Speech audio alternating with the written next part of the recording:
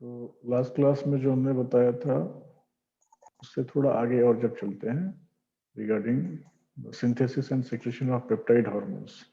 तो जो last class में हमने पढ़ा था न्यूक्लियस के बारे में, ठीक है, कि न्यूक्लियस पे और इस पे Yes, क्या sir. इफेक्ट होती है साइटोप्लाज्म पर। तो Yes, sir. वहीं से जस्ट आगे बढ़ रहे हैं। तो न्यूक्लियस जो होता है that is surrounded by an envelope consisting of an outer and inner membrane encompassing a cisternal space। मतलब एक बीच में एक छोटी सी स्पेस होती है which demarcated the outer and inner membrane of a nucleus, ठीक है।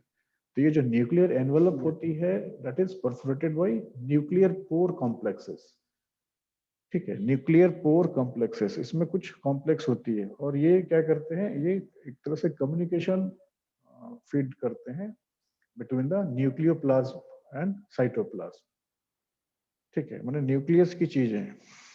तो जो न्यूक्लियस के अंदर न्यूक्लियोप्लाज्म है और जो बाहर साइटोप्लाज्म है न्यूक्लियस के बाहर, इन दोनों के बीच कम्युनिकेशन को मेंटेन करते हैं। ये जो न्यूक्लियर एनवेलप हो गई, ठीक है। तो जो न्यूक्लियस होती है basically they are contents of और consist of cellular nucleic acid और जेनेटिक मटेरियल, ठीक है। genetic material. तो in the form of genes और बहुत सारे आरएनएज होते हैं, है ना, जो कि अलग Yes, अलग sir. तरह के होते हैं base on their work affinity. तो कुछ इंफॉर्मेशन जो होती है which is required for the production of precursor ribonucleic acid. तो इसके लिए क्या है, कुछ प्रोटीन्स की रिक्वायरमेंट होती है जो फॉर्मेशन होती है स्पेसिफिक आरएनएज के लिए। तो उसके लिए कुछ फंक्शनल प्रोटीन की रिक्वायरमेंट होती है और जो जेनेटिक मटेरियल होते हैं उनकी। तो लेटर ऑन ट्रांसलोकेट होके या ट्रांसडक्ट होके फिर they will create some informatic materials कह सकते हो, that is the ribonucleic acid. फिर ये फर्दर एक्ट होके डीएनए बनते हैं। मतलब वही अलग अलग जो प्रोटीन का है ना, प्रोटीन एक्ट करता है और आरएनए डीएनए में चेंज होती है या फिर फर्दर कोई मैसेज कन्वे करता है। आरएनए भी अलग अलग तरह की है ना, आरआरएनए से राइबोसोमल है, मैसेंजर आरएनए हो गई, ठीक है। तो ट्रांसपोर्ट आरएनए है, इस टाइप के अलग अलग आरएनए क्रिएट करती हैं जिस हिसाब से उनकी वहां जरूरत होती है। तो जो साइटोप्लाज्म होती है डेट कंटेन्स मल्टीपल ऑर्गेनेल्स, ठीक है। साइटोप्लाज्म में तो बहुत सारी चीजें होती है जो कि प्रोटीन के सिंथेसिस में और उनके प्रोसेस में यूजफुल होती है, बेटा। जैसे माइटोकॉन्ड्रिया हो गई, वो बहुत सारी चीजें हैं ना, और सेल ऑर्गेनेल्स जो भी है सारे। तो जो इवेंट्स होते हैं for the arrangement of the production for initial protein precursor, ठीक है, तो उसमें Yes, sir. काफी सारी चेंजेज होते हैं। तो वो जो चेंज होते हैं that are in the primary structure, और वो होते हैं बेसिकली बाय ग्लाइकोसाइलेशन और कुछ other chemical Chemical modifications, metabolism. ठीक है। तो जो ऑर्गेनेल्स होते हैं जैसे एंडोप्लाज्मिक रेटिकुलम की बात किया, ये क्या है, बेसिकली ये प्रोटीन सिंथेसिस के लिए, ठीक है। और Yes, sir. जैसे कॉम्प्लेक्स मेम्ब्रेनस स्ट्रक्चर है गोल्जी स्टैक, जो कि जो प्रोटीन बनती है फर्दर उसकी प्रोसेसिंग के लिए और उसके ट्रांसलेशन के लिए, ठीक है। तो इन Yes, सब के sir. लिए गोल्जी स्टैक की जरूरत होती है। और the post translational modification sorting and translocation takes place. So the secretory cell की जब बात करें तो they are differentiated from other cell types by the presence of secretory granules that emerge from the Golgi stack, ठीक है। Golgi stack. मतलब जो secretary cell है वो डिफरेंशिएट करता है अदर सेल्स को गोल्जी स्टैक से, ठीक है, या अदर जो Yes, different sir. Different secretary granules हैं उससे। तो ये जो ग्रेन्यूल्स होते हैं ये स्पेशलाइज्ड होते हैं और मेम्ब्रेन बाउंड ऑर्गेनेल्स होते हैं, ठीक है, जो बने होते हैं पॉलीपेप्टाइड हार्मोन्स के।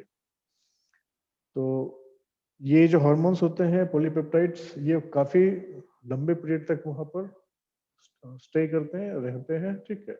और एक तरह से कहो कि जब भी स्टिमुलस किसी तरह की मिलती है तो जो उससे सिक्रेशन हो, जो कोई भी स्टिमुलस मिली तो जो एक्ट में आता है तो उससे जो सिक्रेशन होती है स्पेसिफिक हार्मोन्स की, तो वो स्पेसिफिक हार्मोन्स की जो रिलीज होती है वो स्पेसिफिक टाइप के ग्रेन्यूल्स पे काम करते हैं, और जिस तरह के जो स्पेसिफिक वर्क की रिक्वायरमेंट होती है उसको वो फुलफिल करते हैं। तो हर एक प्रोटीन जो है that is encoded by a gene, हर एक प्रोटीन किसी ना किसी एक उसमें जीन का कोडिंग है, हमें उसके लिए स्पेसिफिक है।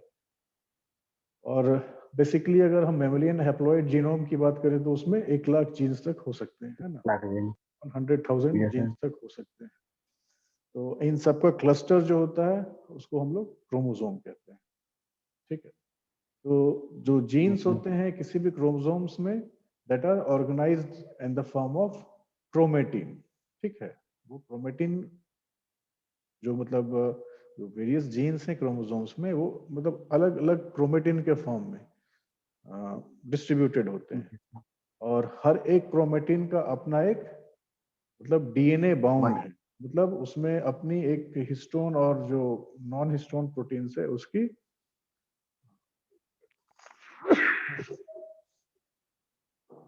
हिस्टोन और नॉन हिस्टोन प्रोटीन्स की अलग अलग क्वांटिटी और क्वालिटी वाइज ये बेस्ड है, ठीक है। तो जो डीएनए yes, रैप्ड sir. होती है दैट आर नियरली ट्वाइस माने दुगनी होती है जितने भी हिस्टोन ऑक्टामेर कोर के होते हैं, है ना। ये इसलिए होते हैं कि न्यूक्लियोसोम्स जो है वो कंप्लीट मतलब एक्ट में आ सके और अपना एक स्पेसिफिक स्ट्रक्चर को बता सके, ठीक है। हर एक Yes, sir. जीन्स जो है वो इसी तरह से काम करते हैं। और जो डीएनए है वो देखते हो ना, डीएनए जो स्पाइरल होती है ना, डीएनए स्पाइरल होती है ना, बिल्कुल वो स्पाइरल Yes, सिर्फ sir. इसलिए होती है बिकॉज उसमें जो ऑक्टेन हिस्टोन जो होती है वो ऑलमोस्ट 140 न्यूक्लियोटाइड्स की होती है, ठीक है। तो वो क्या होते हैं, Yes. दुगने होते हैं उनके नंबर से, तो वो उसको रैप किए रहता है। देखते होगे ना उसमें क्या है, एटीजीसी या फिर जो भी है एडेनाइन साइटोसिन और गुआसिन के हिसाब से वो बनी रहती है, ठीक है। तो Yes, इन sir. न्यूक्लियोसोम्स, ठीक है, वो न्यूक्लियोटाइड्स जो है और एक स्पेसिफिक स्ट्रक्चर उस बीट को वो देती है, ठीक। So these protein DNA interactions they provide the gene with vital secondary and tertiary structure, अलग अलग तरह के स्ट्रक्चर को क्रिएट करती है, ठीक है। That is totally depend on the protein और डीएनए इंटरेक्शंस, किस तरह के प्रोटीन किस तरह के डीएनए से मिले हुए हैं। सो द डीएनए जो होती है एक तरह से कंडेंस्ड फॉर्म है ट्रांसक्रिप्शन की, ठीक है। इनएक्टिव फॉर्म में अगर कोई ट्रांसक्रिप्शन तो उसकी ये कंडेंस्ड फॉर्म है डीएनए। तो मॉडिफिकेशन जब भी होती है किसी स्ट्रक्चर में तो ये क्रिएट करती है डेवलपमेंट या either it regulates the pattern, मतलब कि कैसे किसी जीन को काम करना है, ठीक है, उसके हिसाब से ये Yes, अपना sir. ट्रांसक्रिप्शन करते हैं या Arrangement ट्रांसलेशन, किया. ठीक है। और किस रेट से करना है उसके हिसाब से जल्दी या धीरे होती है, ठीक है। So the role of Yes, chromatin sir. Structure in determining the breadth of cell specific Cell gene specific transcription gene. Remains to be clarified. मतलब कि वही जीन के ट्रांसक्रिप्शन किस तरह से है दैट उसका जो एक्शन है वो कंप्लीट क्रोमेटिन के हाथ में रहता है, ठीक है। क्रोमेटिन ही डिटरमाइन करता है सेल के स्पेसिफिक जीन ट्रांसक्रिप्शन को एक्ट करना। तो जो जीन होती है ये काफी सारे इंफॉर्मेशन होते हैं इसमें इन द फॉर्म ऑफ डीएनए, ठीक है, जो कि Yes, sir. हेट्रोजीनस होते हैं, जो कि ट्रांसक्राइब होती है इनटू हेट्रोजीनस न्यूक्लियर आरएनए में। हाँ, तो डीएनए के अंदर आरएनए हो गई, ठीक है, आरएनए से ही डीएनए बनी है। तो आरएनए क्या है, सिंगल स्ट्रैंड है, डीएनए डबल स्ट्रैंडेड है Yes, ना। sir. तो जिस Yes, तरह से sir. ट्रांसलेशन होती है या ट्रांसक्रिप्शन होती है उस हिसाब से आरएनए या तो डीएनए में कन्वर्ट हो जाती है या फिर प्रोटीन को फर्दर किसी मतलब यूटिलाइजेबल या यूजेबल फॉर्म में उसको चेंज करती है। सो ये जो हेट्रोजेनस न्यूक्लियर है आरएनए की, ये प्रोसेस होती है इन the form of messenger RNA, और ये जो इवेंट होता है ये न्यूक्लियस में ही होता है। सो मैसेंजर आरएनए क्या करता है, वहां से न्यूक्लियस में आने के बाद ये एंटर करता है साइटोप्लाज्म में और वहां इंटरेक्ट करता है वेरियस प्रोटीन्स के साथ, ठीक है। तो वहां Yes, क्या sir. प्रोटीन्स के साथ मिलके ट्रांसलेशन करता है और प्रोटीन हार्मोन प्रिकर्सर को बनाता है, ठीक है। मतलब वहां से फिर फर्दर जिस टाइप की हार्मोन की रिक्वायरमेंट होगी किसी टारगेट एक्शन बॉडी पर, वहां से वो फिर मूव करेगी. So numerous co translational post translational processes occur in the rough ER, ठीक है, RER and Golgi stack to yield the mature protein hormone. कहने का मतलब है जब ट्रांसलेशन हो रही है तो ये जो प्रोटीन, जब ट्रांसलेशन हो रही है साइटोप्लाज्म में, तो जो आरएनएज है, ठीक है, ये ट्रांसलेट हो रही है किस प्रोटीन हार्मोन में, ठीक है, प्रोटीन के साथ मिलकर ये प्रोटीन हार्मोन में ट्रांसलेट हो रही है. हाँ, और जिस तरह की हार्मोन्स की रिक्वायरमेंट है उसके हिसाब से वो अपने आप को ट्रांसलेट कर रही है, उसी हिसाब से प्रोटीन से मिलती है और उसके हिसाब से चेंज करती है अपने आप. जब सेक्रेटरी वेसिकल्स की बात करते हैं तो that are emerge from the trans Golgi, ठीक है, तो ये क्या करते हैं, वहां से सेक्रेटरी ग्रेन्यूल्स को प्रोड्यूस करते हैं. Secretory vesicles bud emerge from the trans Golgi to produce the secretory granule. और यहाँ से क्या होता है, पॉलीपेप्टाइड हार्मोन जो है बेसिकली जो है स्टोर्ड होते हैं, डाटा रिलीज्ड.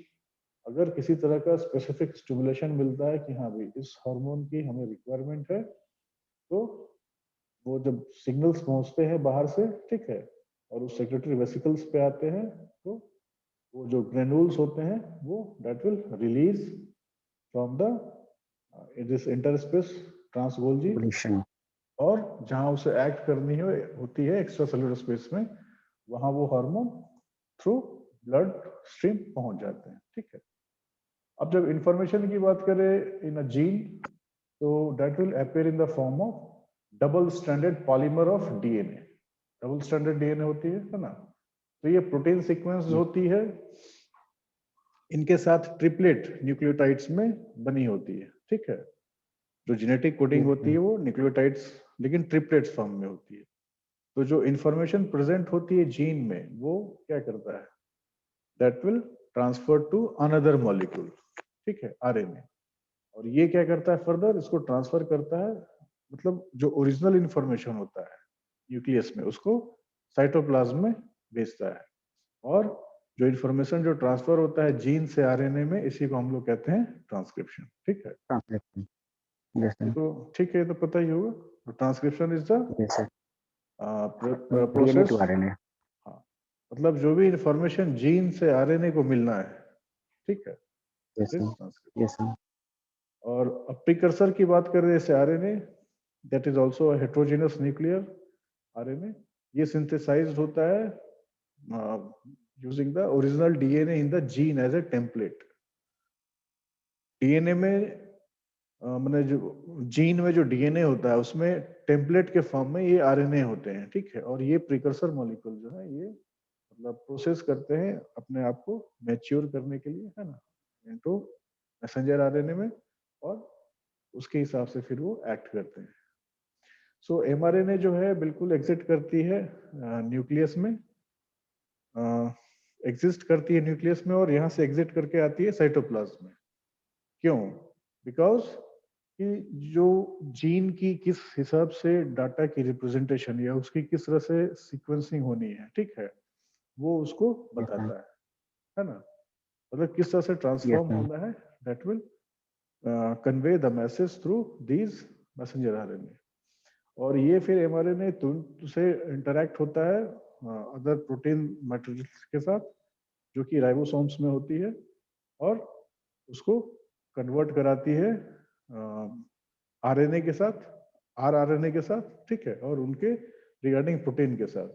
और उसके बाद जो ये स्ट्रक्चर होते हैं, दैट जो मैसेंजर आरएनए में जो इंफॉर्मेशन है ये इवेंचुअली ट्रांसफॉर्म होती है प्रोटीन के साथ, ठीक है. तो बेसिकली क्या होगा, यहाँ मैसेंजर आरएनए ने इंफॉर्मेशन दिया कि इस तरह के रिक्वायरमेंट है हमारे, ठीक है, प्रोटीन की इस फॉर्म की रिक्वायरमेंट है. तो वो वहां से निकली और पहुंची साइटोप्लाज्म में. फिर वहां पर जो तुम्हारे ट्रांसपोर्ट आरएनए जो है, ठीक है, टीआरएनए जो है, ये फर्दर अलाउ करते हैं इस इंफॉर्मेशन को मूव कराने के लिए towards the nucleotides in the जो mRNA में जो प्रोड्यूस जो ऑलरेडी प्रेजेंट होते हैं, ठीक है। तो जब tRNA ने मैसेज कन्वे किया mRNA के पास, तो क्या हुआ, जो अमीनो एसिड्स हैं वो उस फॉर्म में रीशेप हो जाएंगे, चेंज हो जाएंगे, ठीक है। तो because sir. One of 4 different nucleotides can occupy each position of triplet codon, 43 और 64 सीक्वेंस होते हैं, दो तरह के सीक्वेंस, आइदर 43 और 64। तो बेसिकली जो ज्यादातर कोडोन्स होते हैं वो that are 64 consist of 20 essential amino acids. So जो genetic code होती है इसमें that will redundancy or degeneracy so that a single amino acid may be represented by more than one codon. मतलब एक तरह के जो अमीनो एसिड होते हैं वो काफी तरह के कोडोन्स को रिप्रेजेंट कर सकते हैं। रिप्रेजेंट करता है। मतलब जो 20 एसेंशियल अमीनो एसिड्स है उसमें हर एक अमीनो एसिड ऐसे होते हैं जो कि काफी सारे कोडोन को पढ़ सकते हैं, ठीक है, और उसको एक्सप्रेस कर सकते हैं, so that they can mixed with various forms of proteins and they can convert it into the usable form of enzymes कर सकते हो या हार्मोन्स, ठीक है। Yes sir. अच्छा, अब यह है because a protein molecule has a beginning and an end, ठीक है। एक प्रोटीन मॉलिक्यूल की एक शुरुआत है और एक मतलब एक लिमिटेशन है उसकी, और जो mRNA है इसको की इंफॉर्मेशन पूरी होती है, ठीक है, बिल्कुल शुरू से लास्ट तक की। Yes sir. सो जो इंपॉर्टेंट कोडोन्स होते हैं इसमें इंक्लूडिंग AUG, एडेनाइन, यूरासिल और गुआनिन, ठीक है, एशन कोडोन या इनिशिएटर मेथियोनिन कह सकते हो, which is the first amino acid of all newly synthesized polypeptides. और जो उसका कोडोन्स होते हैं वो होते हैं इन the form of UAG, UAA and UGA। तब UAG, UAA और UGA जहां भी मिल रहा है, ठीक है, ये कोडोन्स मिल रहे हैं तो इसका मतलब वो एंड टर्म है ना, वहां टर्मिनेट कर रही है। और जो AUG से शुरू हो रही है, AUG है मतलब वहां से शुरू हो रही है और ये वाली खत्म हो रही है, ठीक है। ये बेसिकली हर एक कोडोन्स का उसको रीड करने का यही तरीका है। चूंकि तो लंबे चेन्स में होते हैं, लेकिन अब उसको आइडेंटिफाई करनी होगी कि यहाँ AUG है, इसका मतलब यहाँ से ये शुरू है, लास्ट में UGA आ रही है, तो यहाँ पर ये आके खत्म हो रही है, ठीक है। इसको रीड करने का एक तरीका है। तो प्रोटीन्स जो होते हैं that are destined for secretion and they are produced on ribosomes, और वो क्या पोजेस करते हैं, NH2 terminal. They possess a NH2 terminal signal और लीडर पेप्टाइड जो कि इंटरैक्ट होते हैं फर्दर साइटोप्लाज्म और एंडोप्लाज्मिक रेटिकुलम रिसेप्टर्स के साथ, और ये रैपिड जो है मेडिएट करते हैं राइबोसोम्स मेम्ब्रेन एसोसिएशन को। मतलब जो राइबोसोम्स हैं या जहां प्रोटीन बन रही है तुम्हारी, ठीक है, उसके सिक्रेशन में, ठीक है, ये तुम्हारी NH2 टर्मिनल ये काफी इसका अच्छा रोल है, ठीक है, मतलब इंपॉर्टेंट रोल है कह सकते हो, जहां पर ये साइटोप्लाज्म और एंडोप्लाज्मिक रेटिकुलम के जो रिसेप्टर्स हैं उसको एक तरह से एडजॉइन कर रहा है, ठीक है, जहां से तुम्हारे प्रोटीन्स बन रहे हैं। सो ये जो कॉम्प्लेक्स है that will allow newly synthesized proteins destined for secretion to enter the lumen of the endoplasmic reticulum, which is topologically located outside the cell. Basically जो आउटसाइड होता है, लेकिन उसको उसकी जो कन्वर्शन होती है वो यहाँ से होती है, ठीक है। So after this process, co-translational events takes place and the newly synthesized polypeptide is then sequestered within the cisternal space of the endoplasmic reticulum, ठीक है। तो ये सारे प्रोसेस होने के बाद जो को-ट्रांसलेशनल इवेंट्स होते हैं और जो नई सिंथेसाइज पॉलीपेप्टाइड होती है वो सारे सिक्वेस्टर्ड होते हैं और एक सिस्टर्नल स्पेस में एंडोप्लाज्मिक रेटिकुलम में कलेक्ट हो जाते हैं, जहां से फर्दर उनका ट्रांसलेशन होता है और फिर जो रिक्वायर्ड प्रोटीन मॉलिक्यूल्स होते हैं उनमें वो कन्वर्ट होते हैं और स्पेसिफिक हार्मोन के सिंथेसिस में एक्ट करते हैं, ठीक है। Yes sir. और जो पॉलीपेप्टाइड हो गई जो माइग्रेट करते हैं फ्रॉम एंडोप्लाज्मिक रेटिकुलम से गोल्जी स्टैक की तरफ, तो वो फर्दर प्रोसेस में आते हैं, ठीक है, after the transfer from cis to the transform, ठीक है। सिस से जब ट्रांस में चेंज होते हैं तब व्हाटएवर द पॉलीपेप्टाइड्स जो माइग्रेट होते हैं ईआर से एंडोप्लाज्मिक रेटिकुलम से गोल्जी स्टैक में, वो गोल्जी कॉम्प्लेक्स में फिर से यूज होते हैं, ठीक है। और जो पॉलीपेप्टाइड जो मैच्योर होते हैं वहां पर दैट आर उसको वहां से छांट दिया जाता है ना, जो होते हैं उसको पिक एंड चूज करके ट्रांसफर किया जाता है सेक्रेटरी ग्रेनुल्स में, जो कि यूजफुल होते हैं, और उसको आगे मतलब क्या बोले ट्रांसपोर्ट कर दिया जाता है उनके टारगेट प्लेस पे। सो पॉलीपेप्टाइड्स जो होती है सेक्रेटरी वेसिकल में और ग्रेनुल्स में that are released into extracellular space by fusion of the vesicle with the plasma membrane, ठीक है। जो अपना एनकोडेड मटेरियल रखे हुए हैं उनको फिर वहां से बेच के further as in the form of hormones वो काम करते हैं। तो हार्मोन्स बेसिकली क्या है, सेक्रेटरी ग्रेनुल्स में स्टोर होते हैं और एक्स्ट्रा सेलुलर सिग्नल मिलने पर कैल्शियम के फ्लक्स के साथ, ठीक है, ये सेक्रेटरी ग्रेनुल से रिलीज होते हैं और जो स्पेसिफिक जहां पर उनको एक्ट करना है टारगेट ऑर्गन में, वहां सेक्रेटरी ग्रेनुल से फिर इजेक्ट होते हैं और वहां एक्ट करते हैं, ठीक है। Yes. So they are completely regulated through exocytosis, ठीक है, exocytosis. So in a series of alteration in precursor RNA and protein molecules, the eventually mature and bioactive polypeptide hormone is synthesized and secreted, ठीक है। Secreted. ठीक है, clear है चीज? Yes, sir.